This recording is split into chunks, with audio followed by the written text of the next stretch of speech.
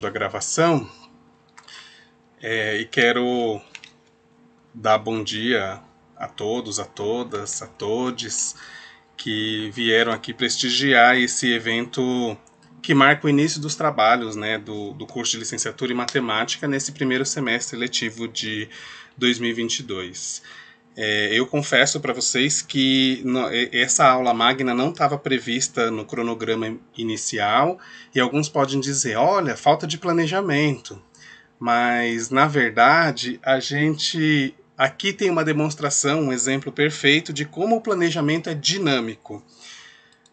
E ele está muito relacionado com as condições objetivas da nossa realidade. E são essas condições objetivas que nos trazem a esse contexto que é de uma aparente de um aparente contraditório, de uma aparente unidade contraditória em que um curso de formação de professores, que como a gente vai ver daqui a pouquinho, tem o planejamento como essência, como primordial, tem uma possível, né, e a gente vai constatar logo mais se isso de fato aconteceu ou não, tem uma possível falta de planejamento que nos obriga a permanecer, ainda que por um período mais curto do que a gente já vinha passando, nesse sistema de ensino remoto emergencial.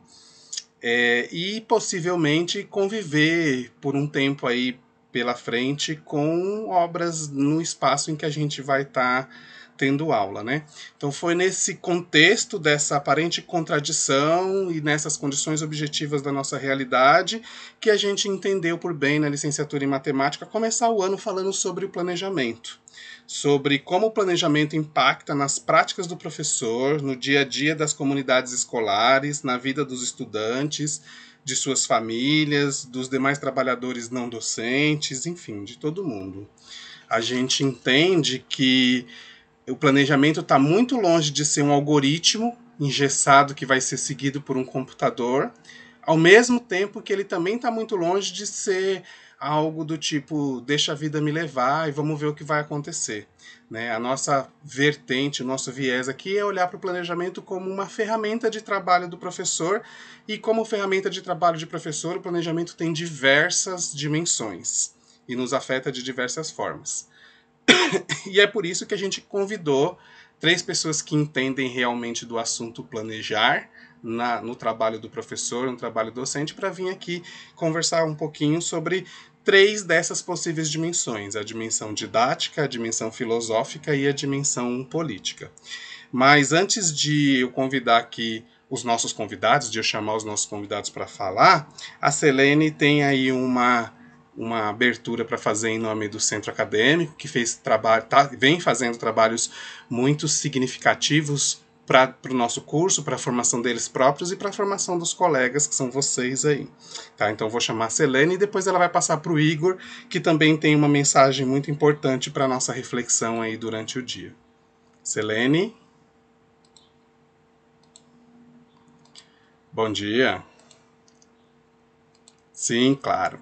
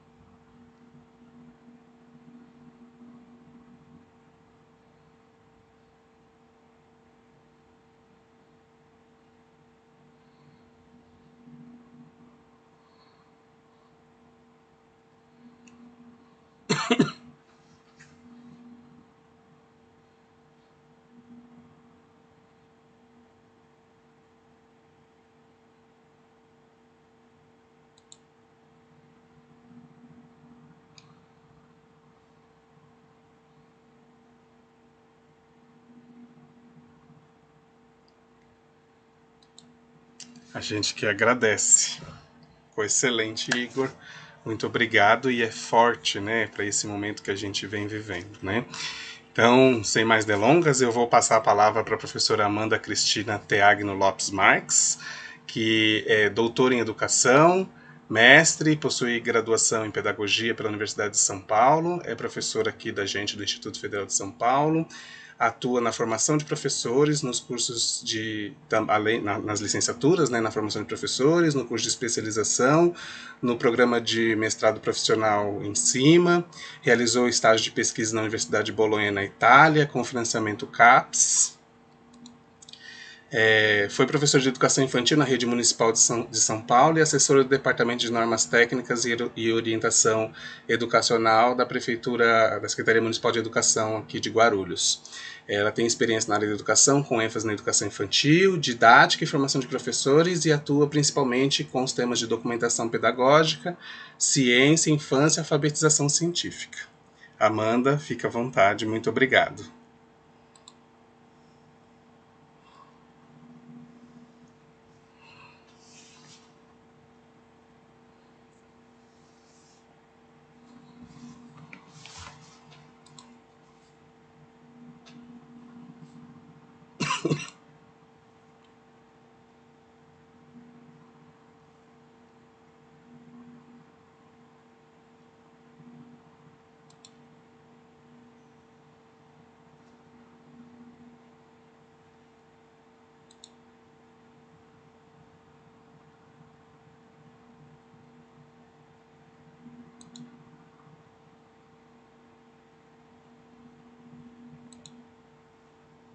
É crítica, né? E acho que este evento se insere nesse escopo, né? A defesa da escola pública, de uma formação de professores que seja de fato emancipatória, a defesa de condições de trabalho para que essa educação aconteça. Portanto, quero fazer uma referência à professora Lisete aqui. Bom, também antes de iniciar falando sobre o planejamento, né, vale destacar que organizamos aqui as falas de modo a que cada um dos debatedores pudesse contemplar um aspecto, né, do planejamento. Ou, na verdade, olhar o planejamento a partir de uma referência.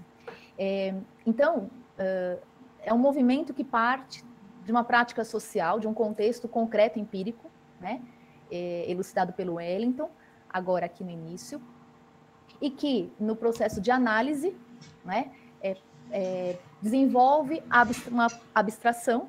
Então, a partir de diferentes pontos de vista, diferentes enfoques, vamos olhar para o planejamento, e a ideia é que, ao final, seja possível construir uma visão mais crítica dessa mesma realidade, né? Então, portanto, que esta mesa possa nos dar elementos para pensar também essa prática, essa praxis, né? Então, portanto, as diferentes dimensões se entrelaçam, né? Então, a nossa fala desmembra o planejamento nessas dimensões, no entanto, essas dimensões interagem de maneira dialética. Esse é um destaque que eu faria agora no início, para comentar com vocês, não é, o que diz a didática sobre o planejamento. Essa foi a proposta que me foi encaminhada, né? Então, o que a didática diz sobre o planejamento? E aí eu vou lendo aqui o texto e comentando, ainda que brevemente. Primeiro, esclarecer que a didática é o campo da pedagogia que tem por objeto o ensino, né?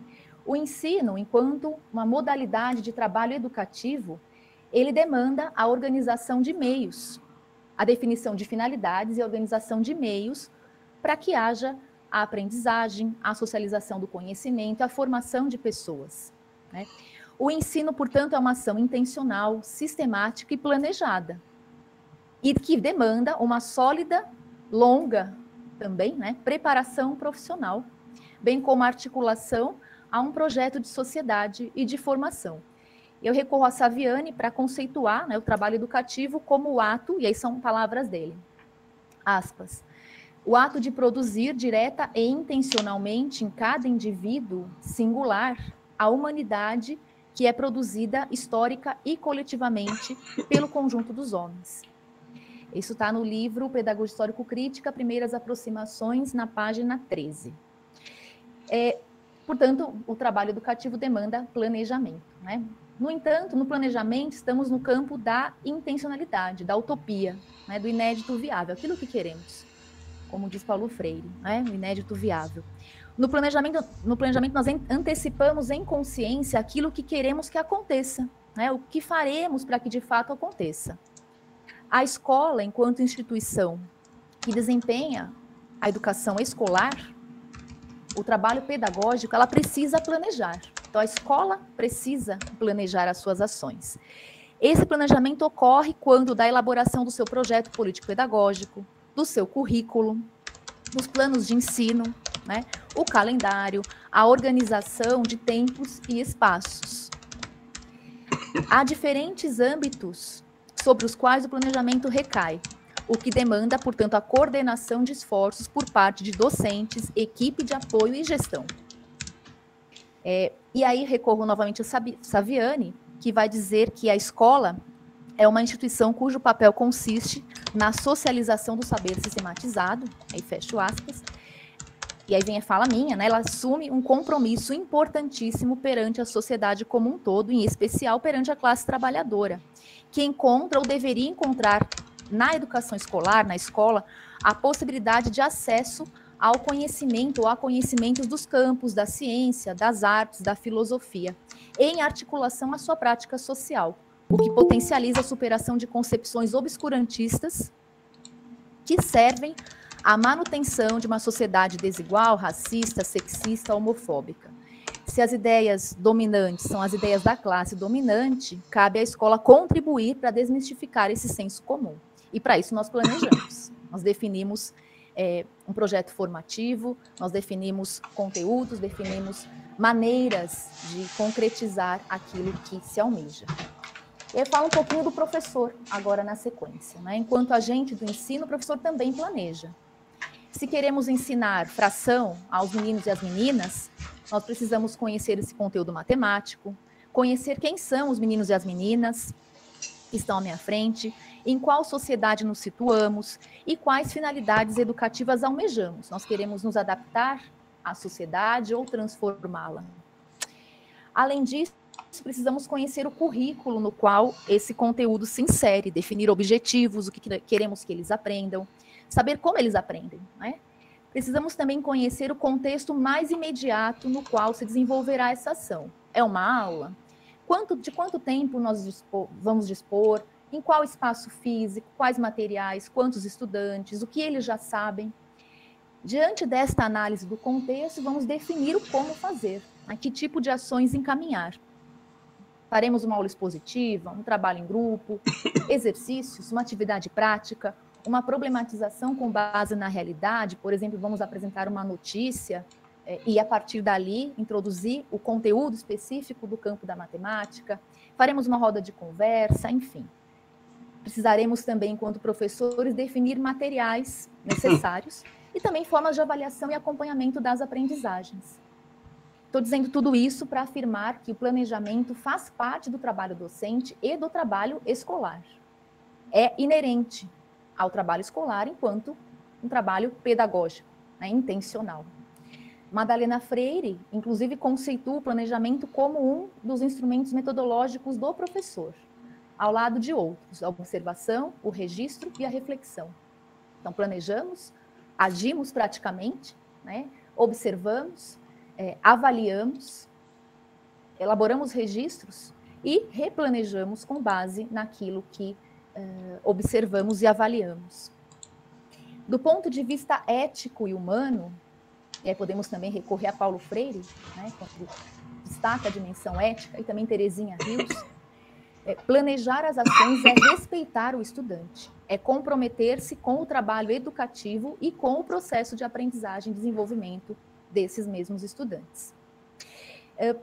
E aí, finalizando, para evitar que esta minha fala seja entendida como a responsabilização unilateral do professor, né, porque no parágrafo anterior, no momento anterior, eu comentei do professor planejando, mas no inicial eu comentei da escola planejando, né, mas eu quero deixar isso em destaque.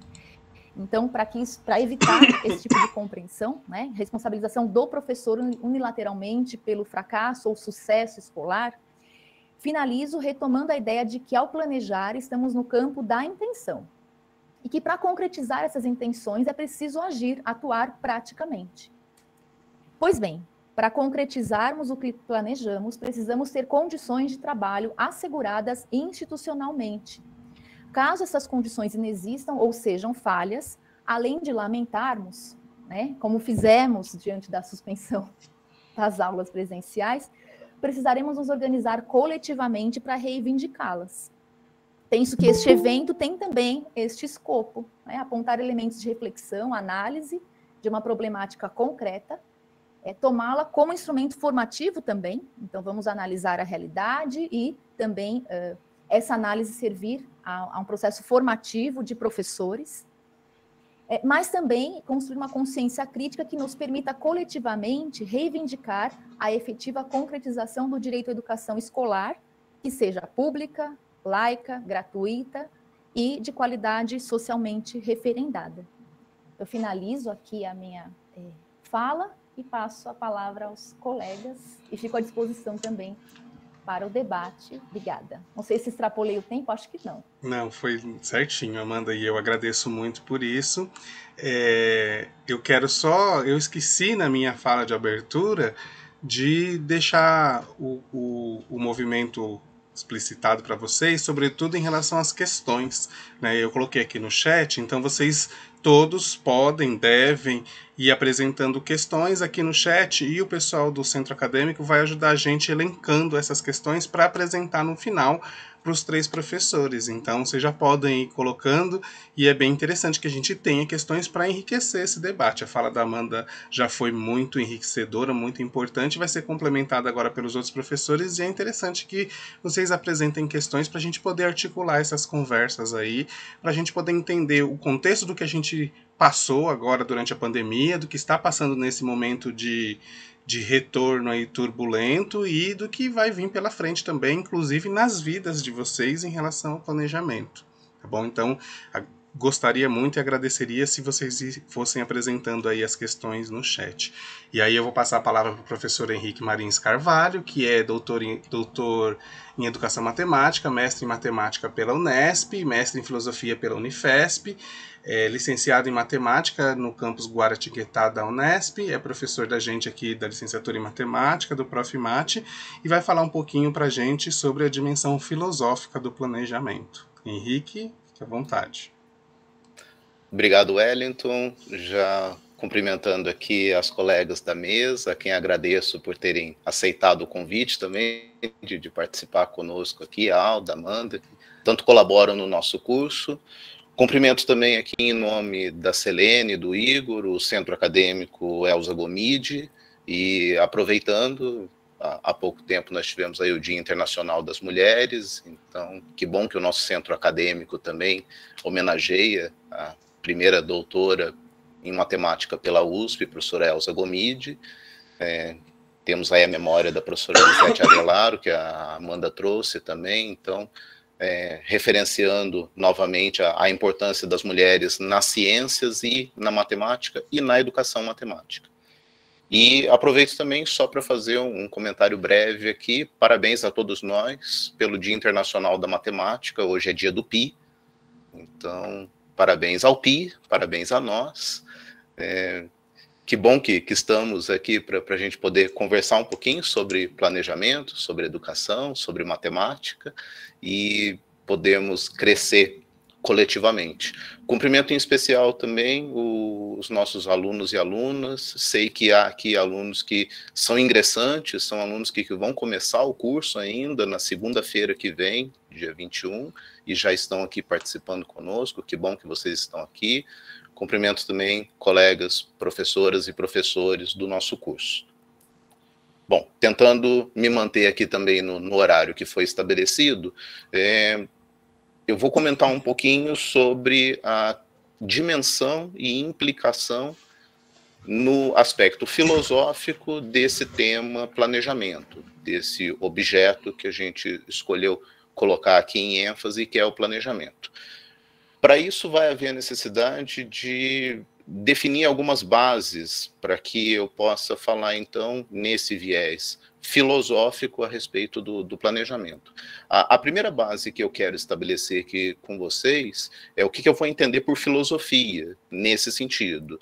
Filosofia não meramente como uma disciplina escolar ou como um reduto do saber, mas como define um filósofo do século XVI, o Reich. Ele diz que filosofia, abre aspas, é a forma de conhecimento mais ampla que visa as coisas divinas e as coisas humanas, conjuntamente com o estudo do viver bem.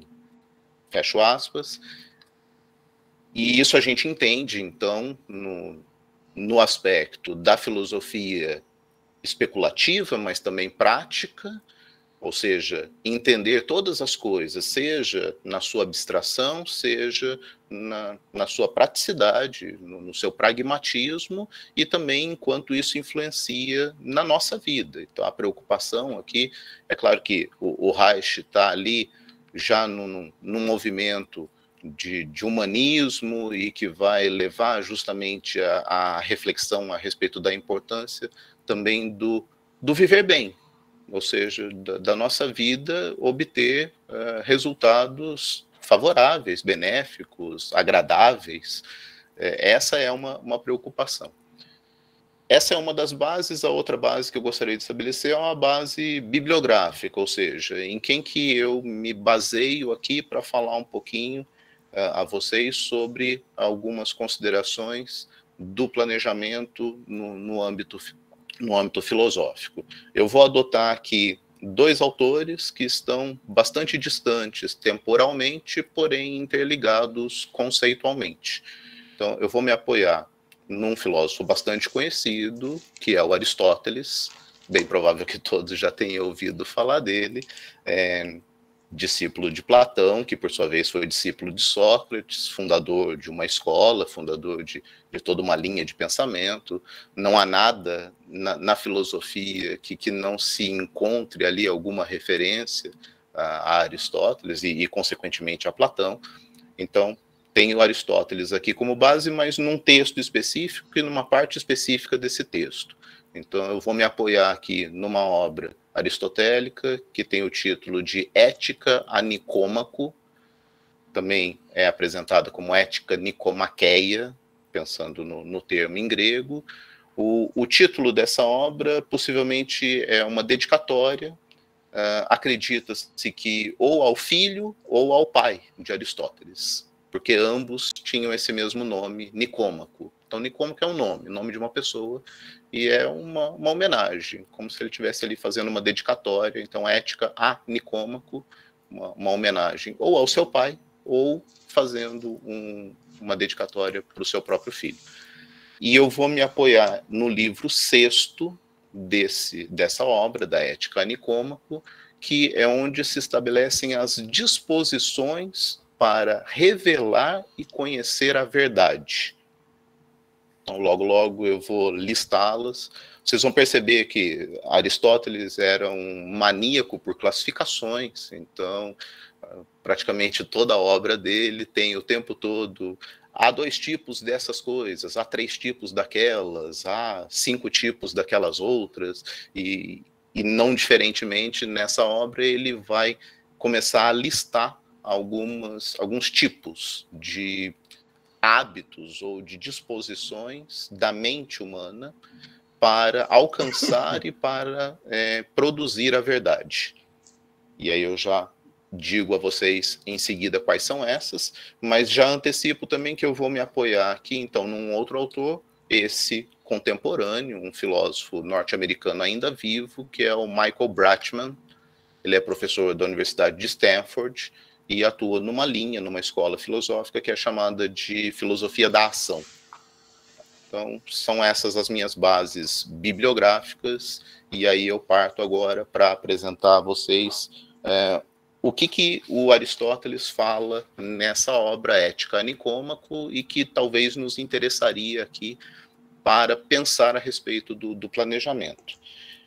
Eu falei que eu ia me basear no livro 6º, mas eu vou pegar aqui o parágrafo inicial do livro 1 dessa obra, porque, de certa forma, ele dá o teor da obra completa e vai, inclusive, nos ajudar aqui, talvez, a fazer algumas reflexões. Então, o parágrafo inicial do primeiro livro dessa obra diz o seguinte, que toda arte, abro aspas, toda arte e toda investigação, assim como toda ação e toda escolha, tem em mira um bem. E por isso foi dito, com muito acerto, que o bem é aquilo a que todas as coisas tendem. Fecho aspas. Qual é o assunto, então, desse texto aristotélico? Sobre o que ele pretende falar? Ele pretende falar sobre o bem, e sobre como alcançá-lo, e sobre como vivê-lo, e sobre como desenvolvê-lo. Então, esse é o objetivo maior dessa obra. O que a mente humana tem a ver com essas coisas? Como que a mente humana se dispõe, se processa, como é que os seres humanos se utilizam das faculdades mentais que possuem para desenvolver e para construir o bem. Aí nós vamos, então, para essas diversas classificações aristotélicas, né? Então, ele diz o seguinte, que a mente humana, ou a psique humana, como ele diria, tem duas partes que têm condições de desenvolver a razão. Uma parte que ele chama de parte científica e uma parte calculativa. A parte científica é aquela que apreende, que conhece as coisas que são imutáveis. E a parte calculativa diz respeito às coisas que são variáveis. Então, algumas coisas são verdades por si só e a mente humana simplesmente vai lá e capta e obtém. E outras coisas nós precisamos decidir, nós precisamos deliberar a respeito delas. Nesse sentido, vou fazer uma outra citação aqui, abrindo aspas, a virtude moral é uma disposição de caráter relacionada com a escolha, e sendo a escolha um desejo deliberado, deve ser verdadeiro o raciocínio e reto o desejo. Vou frisar aqui, novamente, 3 termos. A virtude moral, ela está relacionada a um desejo deliberado e a um raciocínio verdadeiro. Aí eu vou já fazer alguns links aqui com a fala da Amanda, que toda ação humana ela é intencional. Então, ela tem como base um desejo, uma vontade de fazer algo. Esse desejo deve ser deliberado, ou seja, deve ser realmente um desejo livre. Cada ser humano deve ter isso como vontade. E o raciocínio, ou seja, as condições para obter essa coisa que se tem a intenção de fazer, há necessidade de um processo calculativo, deliberativo. E aí, finalmente, eu chego nos 5 tipos de disposições da mente para todo esse processo. Vou falar rapidamente sobre 4 e vou me dedicar em especial a um que eu acho que é mais importante para nós aqui. Então, seriam essas 5 disposições. O chamado conhecimento, ou conhecimento científico, para dar uma ênfase, que é a episteme, a arte, que é a tecné, a sabedoria, a sofia, o intelecto, nous, e a sabedoria prática, a frônesis. E é sobre essa última que eu gostaria de me apoiar um pouquinho mais. Aristóteles diz o seguinte a respeito da frônesis. A frônesis é a parte do conhecimento humano, da mente humana, que atua para deliberar bem sobre aquilo que é bom e conveniente. É óbvio que quando Aristóteles faz essa classificação em 5 disposições, ele não está dizendo que essas coisas não são mutuamente acessórias, que uma não interfere na outra. Pelo contrário, todas as outras 4 são, elas fornecem subsídios para que a frônesis consiga fazer bem o seu papel de deliberar bem sobre aquilo que é bom. Então, o conhecimento científico, a sabedoria, o intelecto, a própria arte são partes do conhecimento humano que vão atuar também juntamente com a frônesis para que a gente almeje e alcance esse bem. E aí, bem rapidamente, eu vou apresentar aqui o que o Michael Bratman diz a respeito também dessa questão de intenções, desejos e planos. O Bratman vai definir plano, e aí abro aspas novamente aqui, como estados mentais que envolvem um tipo apropriado de compromisso com a ação. Leio de novo, planos são estados mentais que envolvem um tipo apropriado de compromisso com a ação. O que eu gostaria de linkar aqui, então, Aristóteles com Bratman, é para dizer o seguinte: existe um fim de toda ação humana. E o educar é uma ação humana, ele não vai ficar fora disso. Qual é o fim último do educar? Qual é o fim último da educação? Ou seja, qual é o fim em si? É produzir, e aí eu vou me aproveitar aqui também do Saviani, que a Amanda citou, produzir humanidade. E produzir humanidade é produzir o bem da sociedade, o bem de todos. Se esse fim último não estiver sempre em perspectiva, qualquer ação que observe um fim em si mesma vai ficar desprovida justamente dessa qualidade que é de alcançar o bem. Então, nós temos no planejamento escolar, no planejamento do professor, no planejamento de uma instituição de ensino, que nunca perder de vista que o nosso objetivo maior é produzir o bem. Nosso objetivo maior não é ministrar a sua disciplina. Esse não é um fim em si mesmo, isso é um fim intermediário. É um instrumento para a obtenção do fim maior. E o fim maior é o bem. O bem dos seus alunos, o bem da sociedade, o bem do país, o bem do mundo. E isso não é utópico, não pelo menos um utópico romantizado, mas é um inédito viável. E para que ele seja obtido, há necessidade de que nós tenhamos, então, consciência de todos os seus aspectos. Talvez eu já tenha estourado 1 ou 2 minutos, então, pedindo desculpas, passo a palavra para a Alda e agradeço novamente.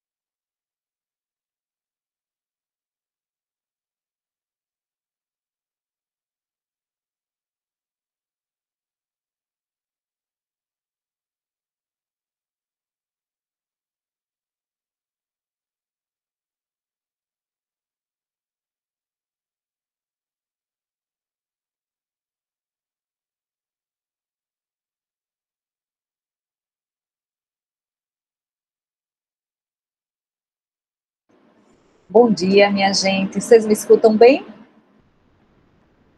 Bom, então vamos lá. Então, quero agradecer pelo convite, pela partilha desse trabalho, né, que estamos fazendo juntos, Henrique, eu e Amanda, mas que, na verdade, e o Wellington e o CA, né, na verdade, nós estamos representando um movimento que foi um movimento que surgiu dentro do próprio NDE, de como fazermos a abertura do semestre letivo. E então apenas nós representamos esse movimento e estamos aqui conversando com vocês sobre algumas dimensões do planejamento, né, e essas implicações, né, dessas dimensões para a formação do professor, né. Eu agradeço especialmente ao Wellington por ter aberto esse espaço, né, desse evento de inauguração do semestre letivo. Agradeço ao CA, que tem feito grandes parcerias conosco, e tem dado muito certo.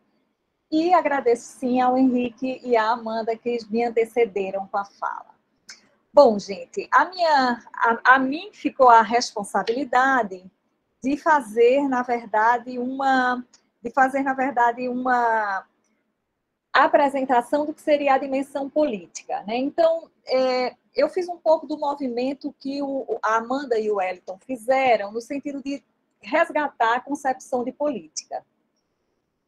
E aí, se a gente for pensar no resgate da concepção do que vem a ser político, a gente vai ver lá desde os primórdios, né, que a política ela tem uma relação estreita, né, com tudo que diz respeito à polis, né? A polis que tem a ver, então, com o que é civil, com o que é público, com o que é social.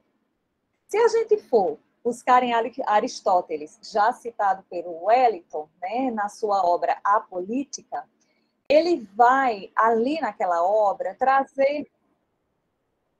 Ô, Henrique, desculpa, Wellington. Eu olhei para o Henrique e falei Wellington, desculpa. Pois bem. Então, o Aristóteles resgata ali naquela obra a natureza e as funções e como se divide o Estado. E aí a gente vai tendo, na acepção clássica da palavra política, a relação do que é o público, do que é o civil, do que é o social, e aparece a figura do Estado como sendo uma instituição importante. Então, a gente já vai entendendo, historicamente, que para pensar em política, a gente tem que pensar em algumas instituições. O Estado é uma delas, né? Mas não só ela, né? Bom, se a gente vai buscar alguns contemporâneos, especificamente o Bobbio, ele vai falar que a política é um campo, na verdade, de estudo, né? Mas que é, sobretudo, uma esfera que estuda as atividades que são atividades humanas. Mas não qualquer atividade, mas a atividade humana relacionada ao Estado.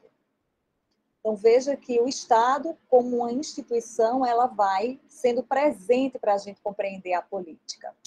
E aí, então, a gente vai tendo vários pensadores que vão desenvolvendo o pensamento sobre política, sempre relacionando a política à questão do Estado e, claro, isso vai sendo ampliado a outras instituições e vai sendo ampliado a uma questão importante, que é pensar a política relacionada às questões do poder. Então, política e poder vão andar juntos. Então, a gente vai vendo isso dentro do desenvolvimento dessa acepção de política. E aí, por que é que eu resgato rapidamente essa ideia de política para começar a minha fala? Porque a política, ela precisa, né, a nosso ver, lógico, né, trabalhar com algumas ideias que configuram um quadro explicativo para ela. Né? Então, na minha tese de doutorado, eu trago para esse quadro explicativo 4 pontos essenciais. Né? E eu queria relembrá-los aqui rapidamente. O primeiro ponto é que, quando a gente trata do significado de política, ele vai estar relacionado intrinsecamente ao tempo e ao espaço histórico em que ele ocorre. Depois, o segundo ponto é que a política, na acepção de política, existe uma questão importantíssima que é a ação, a finalidade e os sujeitos estão intimamente ligados. E aí nós já vimos tanto finalidades quanto sujeito quanto ação sendo falados e tratados do ponto de vista da didática pela Amanda e do ponto de vista filosófico pelo Henrique. O terceiro ponto compreende, então, que a política e sua relação com as instituições, elas são estreitas, né? São relações estreitas, intimamente ligadas. E o quarto e último ponto trata da política como uma prática humana. Então, a política ela é uma prática humana e social que está vinculada às relações de poder. Por isso, não só pensada a partir do Estado. Bom, feito esse rápido esclarecimento, queria colocar, então, que eu começo a tratar a dimensão política do planejamento com a afirmativa da professora Elisete Arelaro, que ela, em uma entrevista em 2018, à Folha, ela diz assim: eu gosto de falar que todo professor é político. Há 50 anos, eu discurso e faço política educacional. O que é ser político? É se colocar diante dos interesses da população e não dos particulares. Bom, a voz da professora Elisete, ela ecoou em todo momento em relação à defesa da escola pública e da democracia. E embalada pela luta da professora Elisete, eu reafirmo o seu pensamento. Nós, professores e professoras, somos políticos. Fazemos política. Nós fazemos opções todos os dias, em todos os momentos do nosso trabalho, que já foram pontuados pela Amanda. E o planejamento é um daqueles momentos fundamentais do trabalho docente, no qual a gente escolhe textos, modos de interagir, modos de avaliar, modos de dar aula. E essa maneira vai dando tom, né? Abre aspas, vai dando tom à relação entre aluno e professor, a relação com a instituição, a relação com a comunidade. E vai criando marcas, né? Marcas nos docentes e marcas nos estudantes. Portanto, nós não planejamos sem uma orientação política. Seja o planejamento mais amplo, que é o planejamento da instituição, seja o planejamento da nossa disciplina. Nós não conseguimos fazer o planejamento sem uma orientação política. Dessa maneira, né, a dimensão política do planejamento ela é pedagógica e tem articulações com os aspectos sociais, históricos, culturais e emocionais. O professor Gadotti, abre aspas, né, ele diz assim, olha, abre aspas, planejar é um processo político-pedagógico que implica diagnosticar uma situação e tomar decisões em função de um determinado fim. Fecha aspas. Fecha aspas. O que é que a gente está querendo colocar aqui para a gente pensar nessa dimensão política, né? E a gente precisa atentar para o fato do planejamento se apresentar em algum momento como um plano, como já colocou o Henrique e a Amanda, né? Que está ali documentado, mas que ele precisa ter uma legitimidade envolvendo as concepções que carrega o professor que fez o planejamento ou até o gestor quando a gente pensa no plano escolar. Eu falo da legitimidade porque acredito, junto a tantos outros e outras pesquisadores e pesquisadoras, que o planejamento é uma construção coletiva, com a participação de toda a comunidade, todos os estudantes, professores, famílias, todos os servidores que estão numa escola, no caso, numa escola pública. E, portanto, né, ele é formativo, porque pensamos conjuntamente sobre uma determinada realidade. E essa realidade, ela então é construída por nós, por isso que ela consegue ter mais potencialidade se ela for pensada por todos, todas e todes. Por isso minha insistência no coletivo. Nessa coletividade, é fundamental considerarmos a pluralidade e a diversidade da sociedade. Por isso, o debate, os acordos, os consensos são fundamentais. falo em acordos, consensos e debate, no sentido de compreender e atender às demandas e às várias visões das pessoas que compõem a comunidade. Nesse sentido, né, isso diz, né, do quanto somos e defendemos uma relação democrática, especialmente no momento de tomadas de decisões unilaterais, como este momento que estamos vivenciando no nosso país.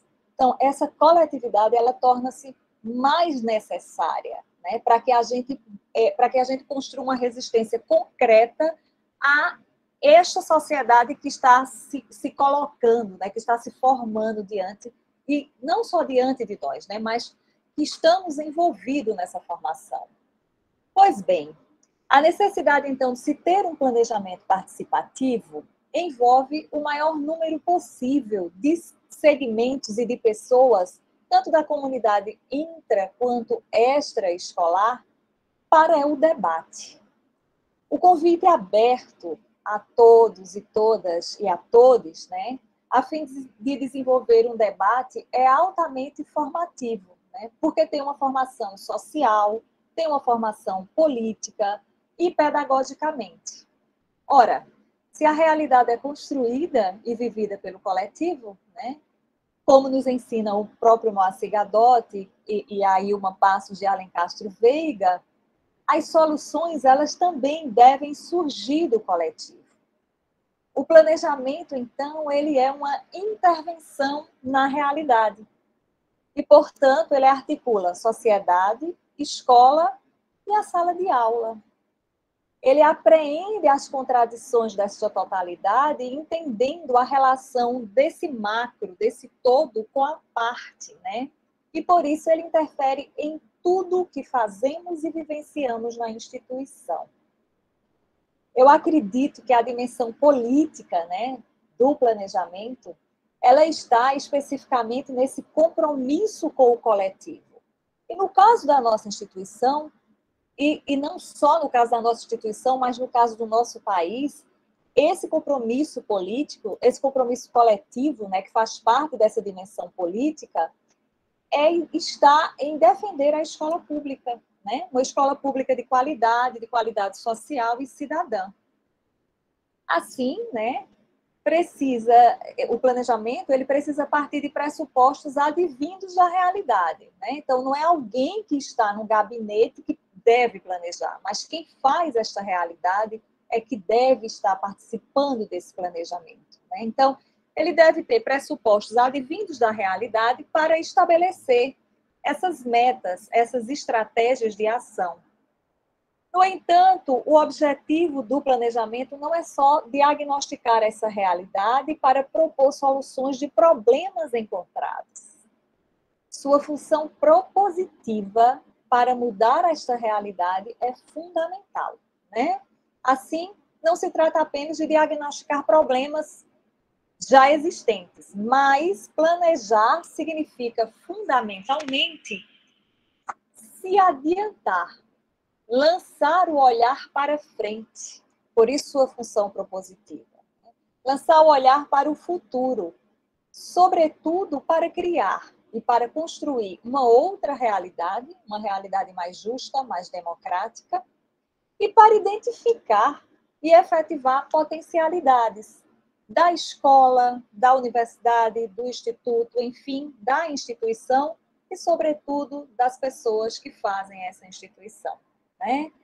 Logo, essa dimensão política do planejamento requer uma postura estudiosa, pesquisadora, atenta, crítica, atenta ao cotidiano, já que ele, o planejamento, antecipa alguma coisa que poderá acontecer se colocarmos em movimento algumas ações estratégicas concretas. Desse modo, busca-se evitar o improviso como uma prática corriqueira, né? Fazendo aqui uma brincadeira, desse modo a gente evita o improviso como uma política. Nesse sentido, o professor ou o gestor de uma instituição, ele dispõe, ou pelo menos deveria dispor, né, de setores institucionais, né, com suas responsabilidades específicas, que já são previstos em regimentos, né, e que deveriam ajudar, né, deveriam ser um suporte para que esse planejamento, que tem esse fim para o bem maior, como o Henrique já falou, né, para que esse planejamento pudesse ter esse princípio e pudesse, sobretudo, cumprir com essa sua função, né? Então, a gente eu acho que vale destacar, né, por exemplo, a questão espacial, né? A questão espacial da instituição educacional, ela diz, né, a maneira como a ocupamos, como a organizamos, diz qual é o nosso princípio. Diz, por exemplo, qual é a orientação política de uma instituição, de uma sala de aula, de um professor, de um gestor. Então, quando nós, por exemplo, decidimos alocar verbas em determinadas estruturas e em outras não, nós estamos fazendo opções históricas, sociais, culturais e, portanto, político-pedagógicas. Portanto, concluo, né, trazendo, já passei do meu tempo, concluo trazendo que a dimensão política do planejamento, ela expressa esses compromissos coletivos e envolve um processo coletivo de tomada de decisões e de avaliação, inclusive porque estão sempre relacionadas às estruturas de poder nas instituições, né? E é fundamental para o professor, no que se refere à sua formação política, problematizar como esses poderes estão distribuídos ou como esses poderes estão concentrados, para que ele possa desvelar, dentro da sua perspectiva política, as relações de poder e de dominação que determinam a nossa atuação como sujeitos históricos. Concluo aqui a minha fala e deixo para a gente pensar uma questão. Qual o espaço da autonomia e da cidadania no planejamento educacional numa sociedade capitalista, cuja lógica está fincada no individualismo, na competição e na meritocracia, que tem o conteudismo como sua principal bandeira. Obrigada pela atenção e desculpem pelo excedente de tempo.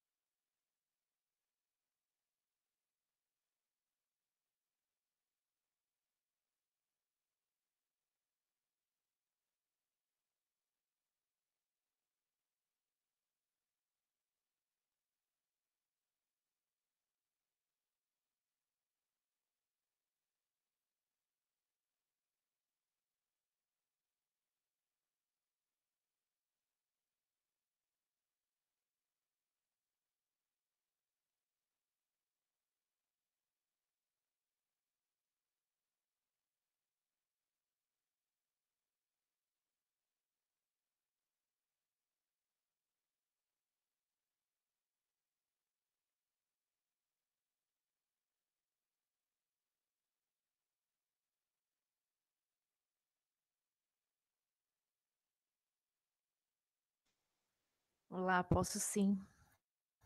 Antes de comentar, né, também não tem uma resposta certeira, definitiva, né, mas temos algumas considerações a fazer.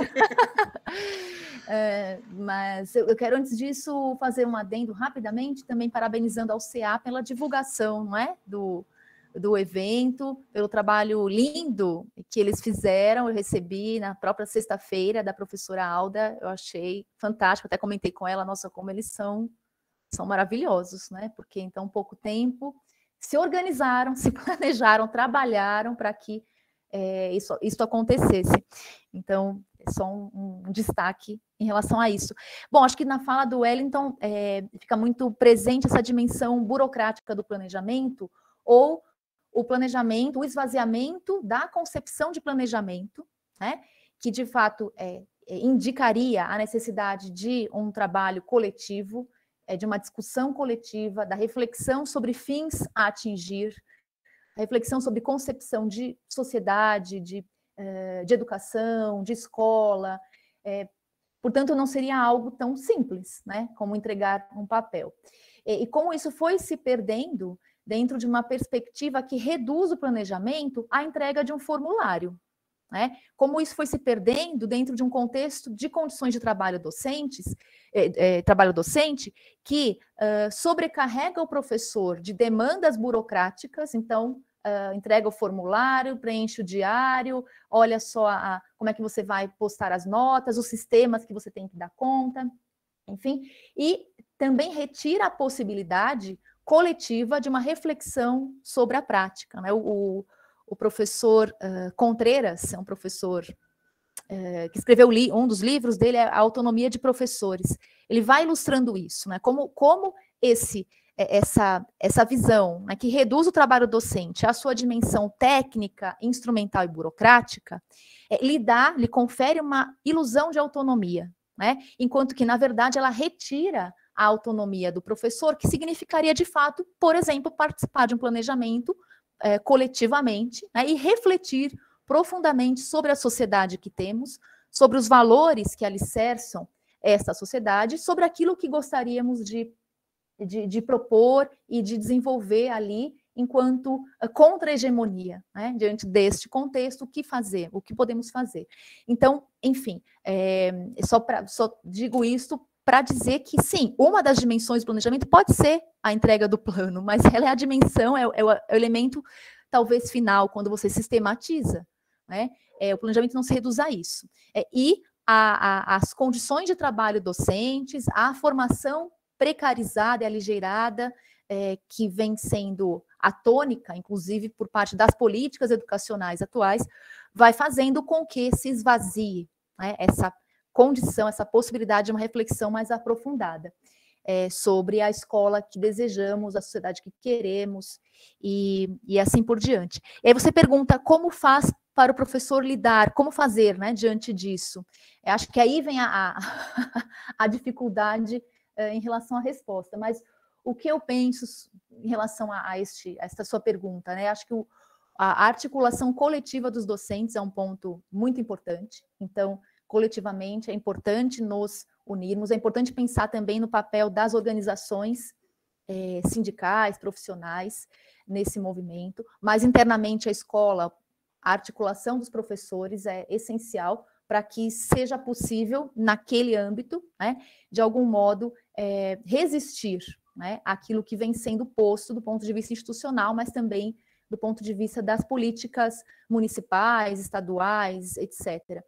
E do ponto de vista mais amplo, né, a organização das categorias, penso que é uma chave importante, né, para que possamos, do ponto de vista macro, de algum modo resistir a essa redução do trabalho do professor à aplicação. Né? É isso que tem sido reiterado. Você aplica, você compra os cadernos na rede estadual. Você tem que cumprir isso. Né? E o trabalho do professor se reduziu agora a isso. Né? E a autonomia que deve aparecer, deve sustentar o seu trabalho, uma vez que é ele quem está ali na sala de aula, é ele que se articula aquela comunidade para poder desenvolver o trabalho pedagógico. Isso tudo fica de lado. Acho que um outro ponto, você não marcou o tempo, então eu vou falando, mas já vou encerrar. Outro ponto, eu já chamo a atenção para o movimento que acontecerá no Campus São Paulo, né? É o cuidado que precisamos ter em relação ao processo de reformulação dos cursos das licenciaturas agora, né? Acho que a formação de professores vem sendo constantemente precarizada, aligeirada, o que ajuda a sustentar esse tipo de política, esse tipo de concepção, né? Essa concepção técnico-instrumental do trabalho do professor, e eu diria mais, obscurantista, inclusive, né, hoje. Então, conseguirmos coletivamente sustentar, né, uma formação de professores que, de fato, possibilite a apropriação, né, de teorias críticas, da compreensão da totalidade do fenômeno educacional, das contradições que o perpassam, me parece essencial para que possamos resistir a essa lógica que está colocada do ponto de vista da educação. E reivindicar a escola pública, né, a formação em espaços públicos, a licenciatura nos institutos federais, sustentar isso, me parece também essencial. Obrigada. Passo para a Alda. Eu que agradeço, Amanda. Alda. Então, Wellington, eu estou aqui olhando, né, e pensando nessa perspectiva de que realmente, assim, o impacto, né, do planejamento no trabalho docente, né, ele é enorme, né? A gente muitas vezes não percebe esse impacto porque a gente fez exatamente esse movimento que a Amanda colocou, a gente burocratizou o processo de planejamento. Se o planejamento ele tivesse essa efetiva participação, e quando eu digo efetiva participação, é você não só chamar para o professor e o aluno participar, mas você oferecer condições de participação. Senão, isso é só um simulacro de democracia, né? Quando eu crio colegiados, quando eu crio grupos de trabalho, mas aí, por exemplo, a reunião é no horário que eu estou dando aula. Então, é um simulacro de democracia. Eu crio essas instâncias, eu crio essas representações para dizer que o planejamento teve uma perspectiva coletiva, mas, na verdade, ela não existiu porque você não ofereceu condições de participação. Então, eu fico pensando, a partir da tua questão, que o planejamento ele é uma ação politicamente pensada, né? Ele é uma ação politicamente pensada, política e pedagogicamente pensada e deliberada. Nesse sentido, ele também precisa ser tecnicamente racionalizado, né? Então, ele não pode. E aí, nesse sentido, a gente tem o plano, enquanto o papel é importante, mas ele vai passar a ter real importância quando a gente conseguir fazê-lo com sentido para a nossa ação pedagógica. E não para atender a prazos, não para atender a um sistema acadêmico, né? Então, por exemplo, na hora que você fez a pergunta, eu abri aqui rapidamente meu calendário para eu dar um exemplo real, né? Do que até sábado nós tínhamos que colocar os planos no SWAP, né? E temos, né, menos semanas para fazermos presencialmente e precisamos usar alguns sábados. Esses sábados eles são determinados em calendário, né? Quer dizer, e aí eu já coloco uma coisa importante. O calendário é uma maneira, já que você colocou Foucault, vou para Foucault. O calendário é uma maneira de domesticar corpos, de domesticar espaços, de domesticar tempos, né? Então, o calendário escolar ele tem um impacto enorme nas nossas vidas, na nossa vida pessoal, inclusive. E aí, no calendário, tem dizendo o seguinte, que quem tem aula na terça-feira pode registrar o sábado do dia 12 de março. Gente, o nosso primeiro contato com os alunos aconteceram na quinta-feira, dia 10. Como é que eu posso dizer que no dia 12 o aluno fez uma leitura se eu nem dei bom dia a ele e ele não sabe nem quem eu sou? Talvez porque alguém disse, olha, então vão ser 2 sábados de cada mês. Então, veja, quando eu falo que ele é uma ação politicamente, pedagógica e politicamente planejada e deliberada, mas que ele precisa ter ser tecnicamente racionalizado, as pessoas precisam pensar sobre essas questões. Porque está dizendo, olha, professor, você que tem aula na terça, pode registrar o dia 12, se o professor ter tido contato algum com a turma, porque na terça-feira anterior tinha sido dia 8, nós estávamos em planejamento. Então, veja, é uma incoerência, é uma falta. E aí, por isso que eu falei, por isso que eu coloquei na minha fala inicial, planejar precisa estar atento, precisa ser curioso, precisa ser estudioso, precisa ser pesquisador, precisa entender como é que o cotidiano se constitui. O cotidiano ele é potente, ele não pode e não deve ser entendido apenas com repetição de ações corriqueiras, né? Ele precisa ter uma potência, né? É importante, né? A Agnes Zeller, ela vai colocar nessa potência que o cotidiano pode nos dar. E aí também me chama um outro aspecto que eu queria chamar a atenção para essa sua questão, é que o professor, de fato, se ele participa efetivamente, eu acho que talvez o impacto dessas decisões, eu vou chamar tortas, né? Poderia ter outras coisas, mas enfim, eu vou chamar de incongruentes, que essas decisões elas poderiam ser menores, né? Eu falei, na minha fala eu coloquei, o planejamento, ele precisa ter um significado, inclusive, para nós não termos o improviso como uma prática, né? Então, essa questão me parece bastante importante, né? E um outro aspecto que eu anotei aqui, que eu acho que vale a pena a gente parar para pensar um pouco, é que o professor, né, ele também, vou falar agora da perspectiva da dimensão que eu falei, né, da política, né? O professor, ele também tem poder. O aluno também tem poder. Essas relações de poder, essas relações que são geralmente verticalizadas, elas ignoram que uma instituição educacional ela existe porque existe professor e porque existe estudante. E nós temos um poder. Portanto, a nossa organização coletiva, enquanto categoria, ela é extremamente importante, né? Agora, é óbvio, né? É óbvio que nós temos uma massa de manobra muito grande quando, por exemplo, a gente tem, da perspectiva burocrática, essa enxurrada de datas que fazem com que a gente tenha que cumprir e, portanto, a gente não consegue questionar, a gente não consegue parar para pensar nessas coisas, né? Mas, e aí, essa é uma coisa importante, a intensificação do trabalho docente tem feito exatamente com que ele não tenha tempo de se organizar politicamente, com que ele não tenha tempo de estudar. E aí, a nossa profissão, ela tem sido extremamente solitária e tem atendido, muitas vezes, a essas prerrogativas capitalistas que nós tanto criticamos, que é o produtivismo, que é o individualismo, que é a corrida pelo látis, né? Tem a brincadeira, né, que o professor, ao acordar, né, alguns que assumem essa posição, né, acordam e dizem assim, látis, látis meu, existe alguém mais produtivo do que eu? Porque ele precisa produzir, né? Então, enquanto a gente não romper com essas estruturas, a gente, e isso não pode ser eu acho que a gente não consegue ser só um movimento individual, né? É um movimento do coletivo. Então, penso que essas questões burocráticas, elas são importantes, né? Muitas vezes a gente secundariza.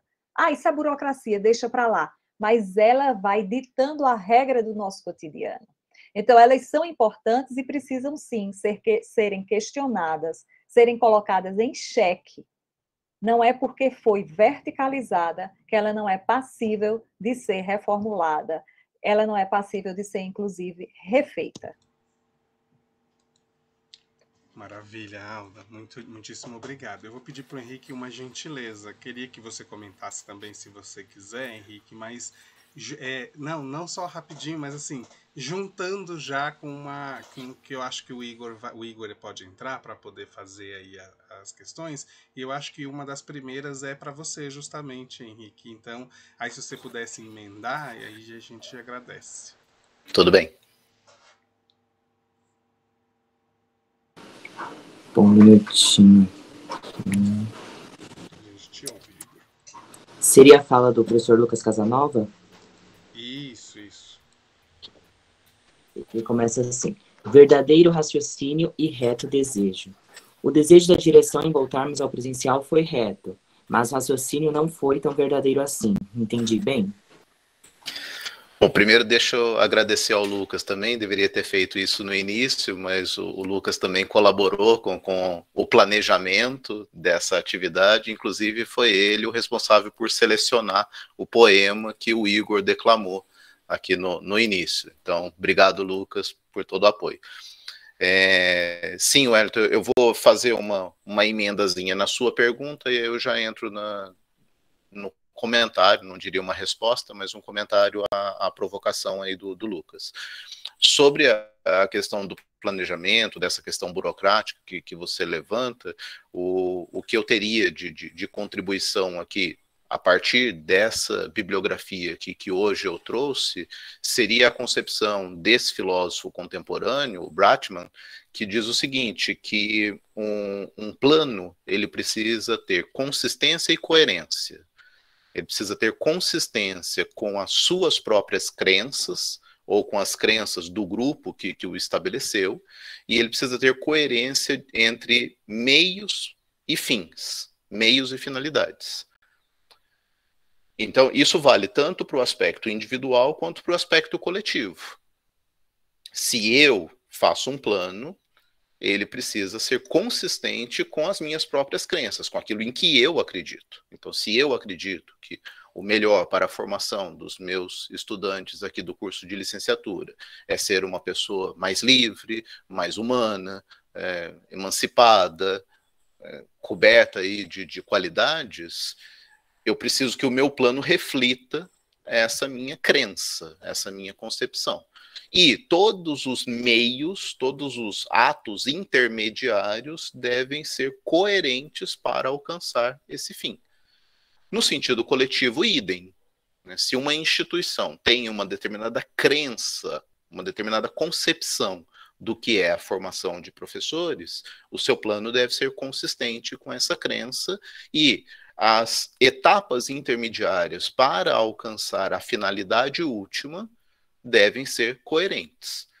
Talvez o que a gente tenha, e aí vou para a questão que o Lucas colocou aqui para nós, talvez o que a gente tenha aqui é que avaliar qual é a finalidade que a instituição tem, qual é a crença que a instituição tem a respeito de formação de professores, ou a respeito de educação como um todo.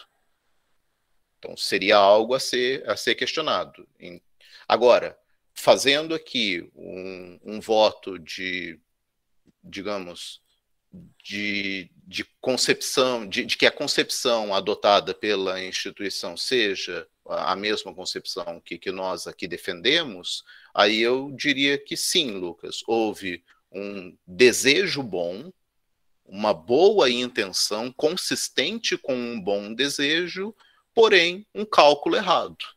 E nós estamos aqui num curso de licenciatura em matemática. Falar de cálculo para nós não é algo tão esquisito assim. Nós calculamos. E o cálculo, nesse sentido, é justamente isso. É uma análise de conjuntura, é um conhecimento de realidade que envolve não só questões objetivas, como a data da licitação, ou quando que a empresa começou a fazer o serviço, mas também questões que envolvem seres humanos. Por exemplo, estudantes que precisaram se mobilizar para começar a pagar o aluguel de um espaço aqui em São Paulo, porque o retorno presencial aconteceria no dia 10. E agora esses estudantes estão aí com pelo menos uma semana de gastos que poderiam não estar acontecendo. Então, são questões desse tipo que precisam entrar na conta.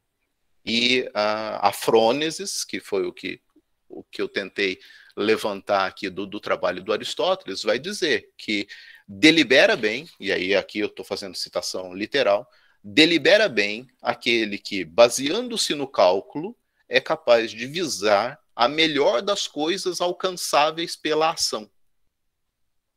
Então, a primeira coisa que eu tenho que fazer ao fazer um cálculo de um plano é se aquilo é alcançável pela ação. Então, será que eu quero construir um prédio? É possível construí-lo em uma semana? Isso é um cálculo daquilo que é alcançável pela ação, daquilo que é possível. E a partir desse cálculo eu tomo as minhas decisões, eu delibero e, portanto, isso envolve o plano. E voltando novamente ao Bratman, ele fala que nenhum plano, a mudança de nenhum plano é livre de custos. Toda mudança de plano envolve custos. Custos esses que podem ser monetários, mas podem ser também do ponto de vista das relações sociais que nós estamos sujeitos. Então, como a Alda disse, às vezes é necessário refazer o plano, às vezes é necessário modificar o plano. O que a gente precisa ter consciência é que nenhuma mudança de plano é livre de custos. Às vezes é fundamental que a mudança de plano seja feita, mas nós fazemos conscientes de que há custos envolvidos.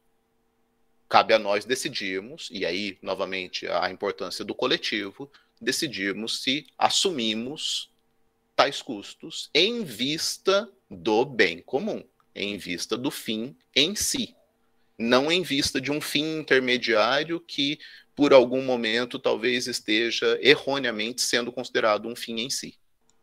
É isso. Bom, a gente tem um questionamento da Valéria agora, que é o seguinte: planejar para o bem, então ficamos com a seguinte dúvida: o que é o bem de todos? E por que temos a sensação de que cada professor fica no seu quadrado?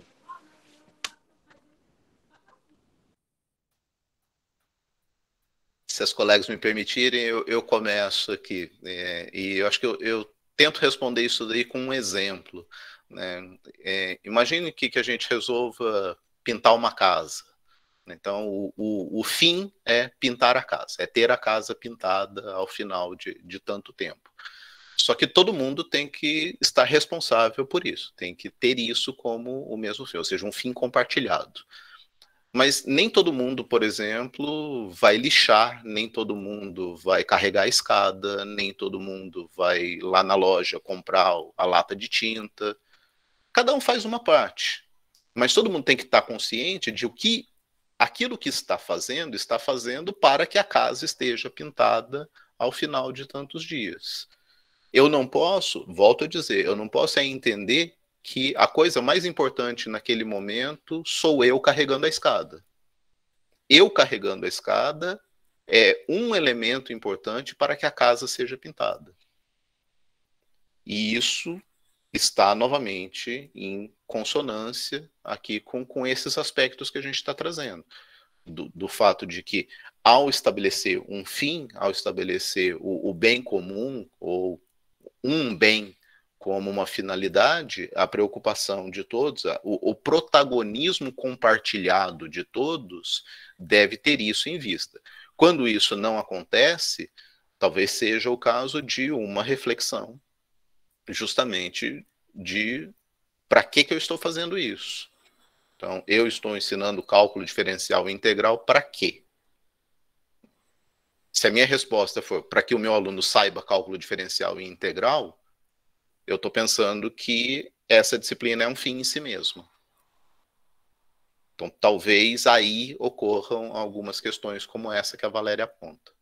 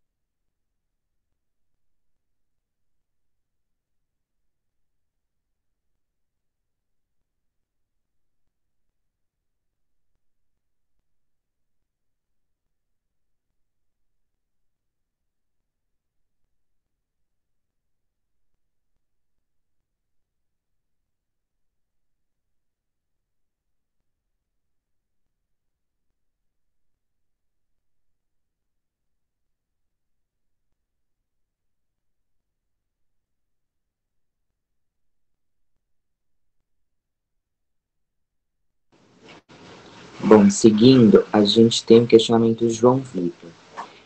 A professora Amanda, no âmbito didático, falou sobre o seguinte questionamento. Queremos nos adaptar à sociedade ou transformá-la? O planejamento nos outros âmbitos também é movido por esse questionamento?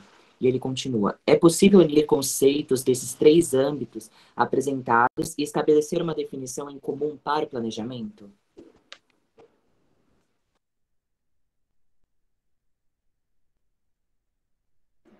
Posso começar comentando? Depois a Amanda e o... Ou Amanda, talvez seja melhor você, porque ele nomeou, professora Amanda. Vai, começa, depois eu continuo. Acho que é melhor.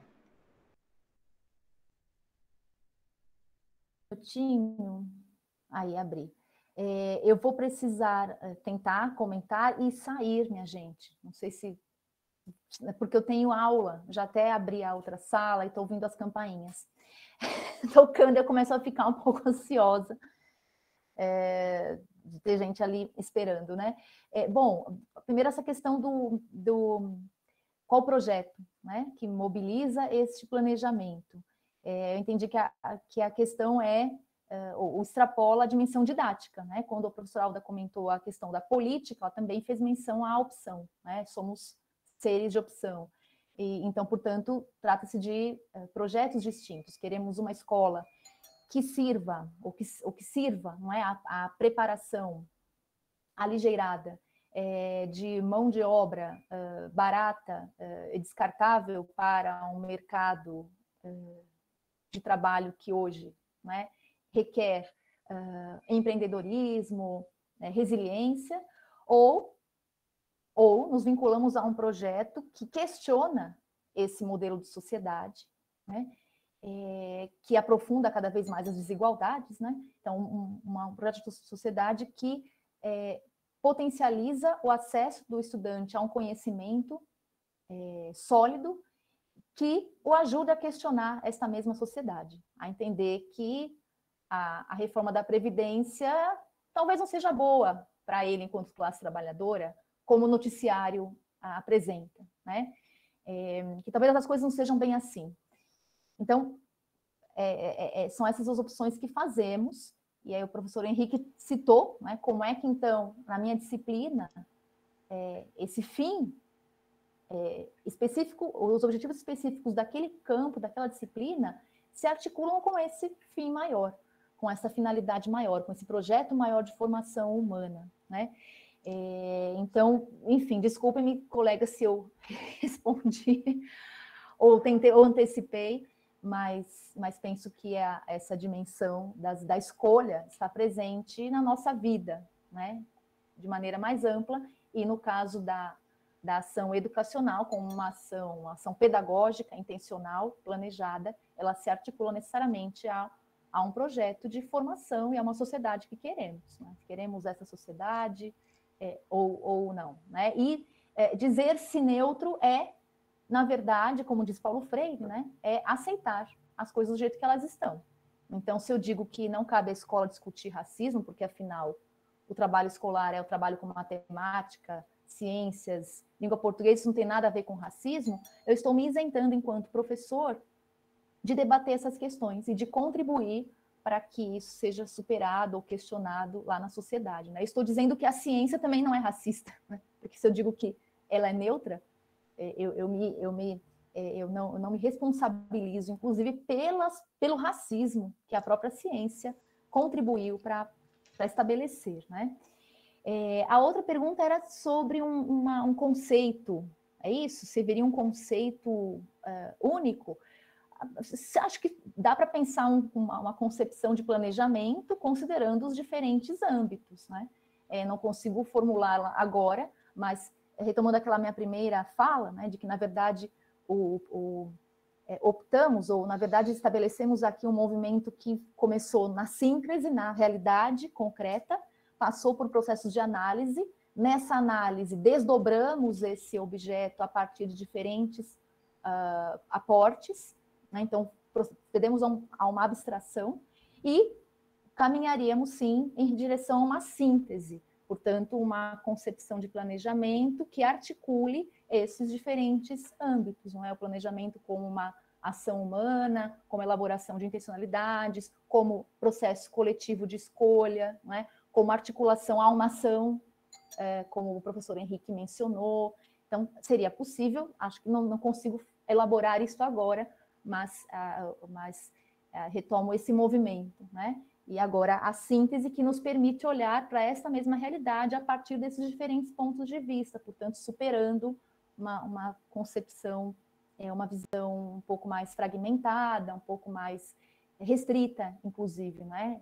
Considerando essa totalidade. E as contradições também, acho que as falas apontaram isso, né? A importância de olhar para a totalidade do fenômeno, então não é só o professor, né? E olhar as contradições que perpassam essa mesma realidade. E, minha gente, eu vou precisar sair, me desculpem, gostaria muito de ficar, mas são 10h07, e as campainhas lá, vocês devem estar ouvindo, né? Elas soam lá na outra salinha, eu já remanejei com eles o encontro, então eu peço desculpas e fico também à disposição para quem quiser conversar depois, em outro momento, tá bom? E obrigada. Não tem do que se desculpar, não, Amanda. Eu que agradeço imensamente pelo aceite, por ter vindo aqui compartilhar um pouquinho com a gente, e a gente vai bater papo ainda, não vai faltar oportunidade. Obrigado, boa aula. Obrigada, gente. Até. Bom, eu vou fazer então um comentário. Deixei a Amanda, porque realmente foi endereçada a ela, e também ela tinha falado que precisava sair às 10, né? E eu tinha esquecido. Bom, eu queria só retomar uma coisa para concordar com a Valéria. Eu acho que realmente cada professor fica no seu quadrado, e acho que é uma questão de defesa mesmo, de autocuidado. Eu acho que não é só uma questão de não querer fazer. Não estou querendo dizer que não tem alguns que ficam porque não estão muito afim mesmo de se envolver.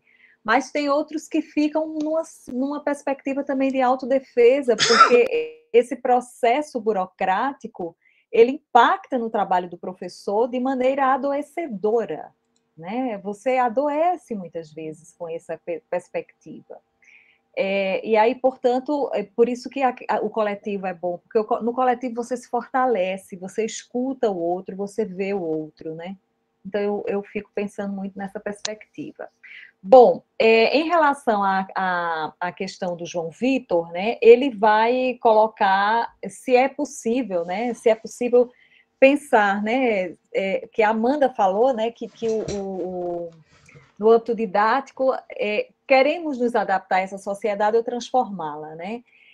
Na minha fala, eu coloquei exatamente isso. Quando você se coloca, quando você delibera um planejamento, do ponto de vista político, você está exatamente colocando isso. Que tipo de sociedade eu quero? Que tipo de escola eu quero? Que tipo de estudante eu quero? Que tipo de professor eu quero, né? E aí, a minha fala insiste no substituir o eu pelo nós, né? Então, que tipo de sociedade nós queremos? Que tipo de estudante nós queremos formar? Que tipo de professor nós queremos ser? E aí, nesse sentido, eu fico lembrando o João Vitor e demais que nos escutam. Eu fico pensando que na dimensão política do planejamento, assim como o Gadotti nos coloca, né, há espaço para sonhos e utopias, porque senão o planejamento ele vai ser corriqueiro e apenas para resolver o que está posto, né? A nossa questão é exatamente você ter uma ação inteligível a ponto de, ao resolver o que está posto, você se adiantar e não repetir esses problemas. Por isso que a importância do planejamento ela é tão grande, por isso que a discussão, o debate, os vários olhares são tão importantes, porque a gente consegue ter mais elementos para poder realizar um planejamento com fundamentação filosófica, com fundamentação didática, com fundamentação histórica, com fundamentação política. E aí, nesse sentido, eu, assim como a Amanda, não consigo dizer neste momento um conceito, né, que abrangesse os três âmbitos, né, mas consigo compreender, né, a priori, né, a partir desta mesa de discussão, que o planejamento ele é ação, mas ele é uma ação que está sobretudo, né, ele é uma praxis. É uma praxis, porque ele é uma prática transformadora, que não se reduz ao praticismo e também não fica só na perspectiva da abstração, né? A teoria e a prática ficam juntas, indissociáveis, mas você tem um objetivo de transformação. E no nosso caso, eu acho que ficou claro na fala do Henrique, da Amanda e minha, a nossa transformação é para uma sociedade melhor, uma sociedade mais justa, mais igualitária, uma sociedade democrática, uma sociedade onde o social prevaleça sobre o particular, como iniciei minha fala. Então, a priori, são esses elementos que eu tenho para a gente pensar, quem sabe, Henrique, a Amanda saiu num artigo e a gente conseguir fazer, conseguir construir essa definição que o João Vitor nos pergunta nessa mesa. Acho que é isso. Bom, para finalizar, a gente tem um questionamento do Gabriel Silva, acredito direcionado à professora Alda. Professora, quando não há um consenso quanto à maneira de se conduzir uma questão política, deveremos insistir em debates? Como devemos conduzir uma situação para a maior harmonia e pluralidade de ideias, mesmo quando há ideias contrastantes e algumas vezes opostas às nossas? Bom, Gabriel, obrigada pela pergunta. É uma pergunta desafiadora, que nós não temos uma receita para isso, né? É uma pergunta que, na verdade, nos coloca o quanto a realidade de planejar, né? O quanto a ação do planejamento ela é desafiadora, seja planejar uma aula, seja planejar uma disciplina, seja planejar uma instituição, né? O que eu penso, Gabriel, e defendo é que essa dificuldade ela não pode deixar a gente num papel e numa posição de que, olha, como é difícil, nada farei. Né? Eu penso que é uma aprendizagem, penso que dá muito trabalho, tá? É uma aprendizagem, eu anotei aqui algumas coisas. É uma aprendizagem, dá muito trabalho fazer isso, exige da gente tempo, exige da gente estudo, exige da gente atenção e exige da gente o trabalho, tá? Acredito que o diverso, o contraditório é importante, tá? E penso que a perspectiva argumentativa, ela é fundamental no momento em que a gente tem essas contradições.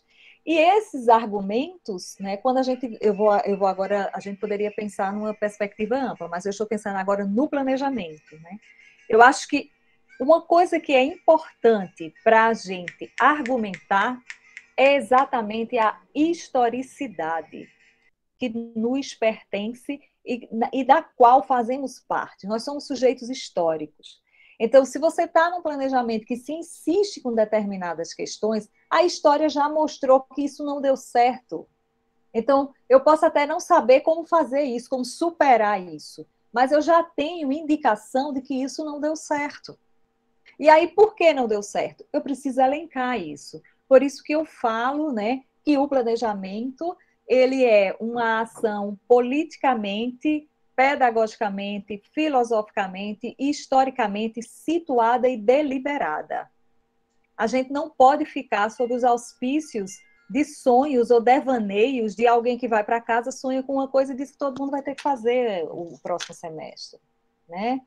Então, assim, a gente precisa entender, olha, você precisa, e é preciso ter, uma ação, mas é uma ação inteligível, né? O Henrique falava, ora, você tem que projetar, mas você tem que projetar com o que é factual, né?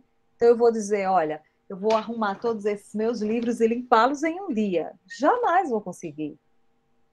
É um cálculo errado, né? É um cálculo errado. Você precisa, né, pensar no que é factível. E aí, por isso que eu falo, planejar tem que ser uma ação para estudioso. Não pode ser uma ação para tarefeiros. Desculpe-me. Não pode ser uma ação para tarefeiros. Ora, vamos limpar os livros. Pronto, desce todos os livros. Não, não é assim.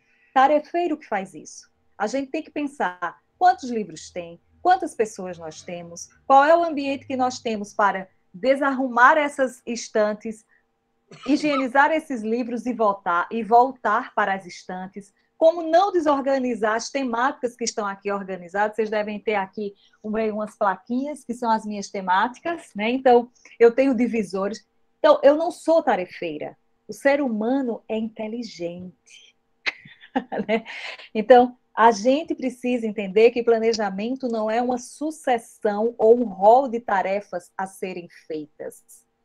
Elas vão ser feitas sim, mas elas precisam ser inteligentemente pensadas e planejadas. Agora, Gabriel, é difícil lidar com a pluralidade, mas o quanto é difícil é a riqueza da pluralidade. É muito rica. E muitas vezes nós, sozinhos, não conseguimos dar conta de coisas que é essa pluralidade que vai indicar, olha, mas tem essa possibilidade. E dá super certo. Então, assim, ainda que seja trabalhoso, que demande tempo, vamos, sim, olhar para o diverso, olhar para o plural, olhar para o multi. Nós precisamos disso para conseguirmos planejar melhor. Eu vou fazer um comentário bem rapidinho aqui, a pergunta do João, a segunda pergunta do João Vitor, e tentar propor aqui não exatamente uma definição comum para o planejamento, mas talvez algo um pouco mais ambicioso, uma definição do que é o ser humano. Então eu diria, o ser humano é uma criatura racional planejante. Em qualquer aspecto, em qualquer situação da sua vida, você faz planos, você tem intenções, você tem desejos que baseiam essas intenções, e, portanto, o tempo todo você faz planos. Talvez nós, professores e professoras, sejamos uma das categorias profissionais que mais faz planos. Sejam planos de médio, longo prazo ou a curto prazo, o tempo todo a gente está planejando.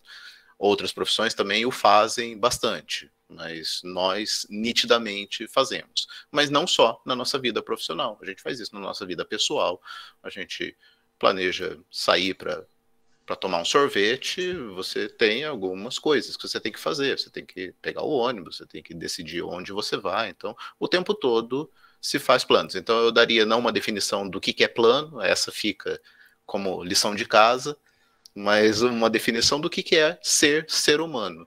E não ser ser humano sozinho, ser humano na coletividade. E aí talvez, respondendo à questão do Gabriel, é na dialética que o conhecimento se estabelece. Logo, não dá para você construir o seu próprio conhecimento, não dá para você fazer só o seu plano. O seu plano pode entrar em conflito com planos de outros, e isso pode gerar um problema, e a gente tem visto nas últimas semanas aí o quanto é problemático quando uma pessoa que tem um arsenal de armas nucleares faz o seu próprio plano, sem se preocupar com o plano dos outros. Por isso, a necessidade do debate. E do quanto é problemático quando uma pessoa que detém um poder de decisão faz o seu próprio plano sem se preocupar com o plano dos outros professores, dos outros estudantes, dos outros servidores, dos outros pais de alunos e do restante da sociedade. Bem, pessoas, eu quero agradecer imensamente a todos, a todas, a todos que vieram aqui, que prestigiaram essa aula magna. Foi um evento assim que, como eu disse no começo, não estava no nosso planejamento inicial, mas mostra como o planejamento é dinâmico e é algo que foi proveitoso, valoroso, tanto que a gente estou propondo que a gente mantenha nos outros semestres a aula magna para poder iniciar os semestres e os eventos da licenciatura em matemática.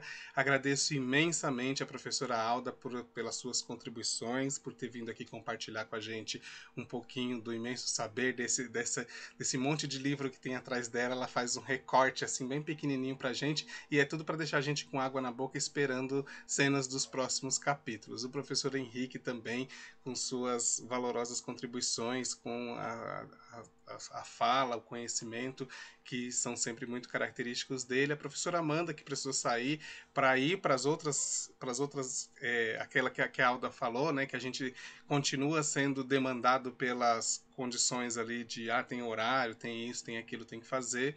Mas agradeço muito, agradeço aos demais professores da licenciatura em matemática que estiveram aqui ou que cederam seu espaço, seu horário para poder os alunos virem até aqui, e a todos vocês estudantes que vieram aqui, o pessoal do Centro Acadêmico, que foi espetacular e vem sendo espetacular, tem sido uma parceria muito gratificante, e eu incentivo que a gente permaneça e continue, e parabenizo vocês também pelos excelentes trabalhos que vocês vêm fazendo. Me coloco à disposição como coordenador da licenciatura para mobilizar o que vocês precisarem aí para continuar esse bom trabalho que vocês vêm fazendo, tá bom? Agradeço a todas, a todos, a todes pela participação aqui e encerro a nossa aula magna. Declaro aberto oficialmente o nosso semestre na licenciatura em matemática e oxalá a gente possa estar juntos na semana que vem, presencialmente, nas condições objetivas. Vamos nos planejar para isso, vocês também, e espero que dê tudo certo. Um abraço e a gente se vê na semana que vem. Muito obrigado. Tchau, gente. Um abraço. Obrigada a todos, todas e todes. Fiquem bem. Até mais. Até mais.